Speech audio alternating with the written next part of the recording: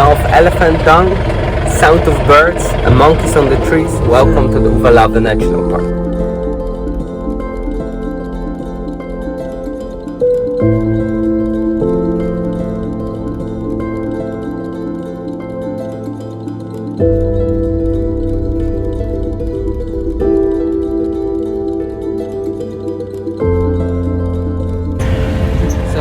We just found some curry leaves, so actually you can find it here in Sri Lankan curry, and if you cook it in boiling water, then it's actually also good for your cholesterol.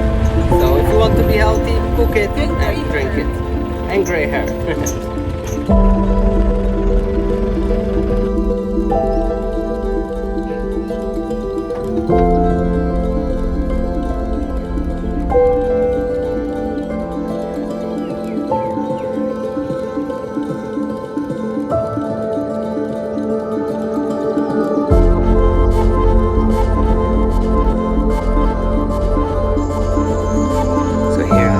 Actually, the guide gave us some elephant apple, and why it's called elephant apple, because elephants love to taste them because it's very sweet, and elephants love sweet things like bananas and the elephant apple, of course.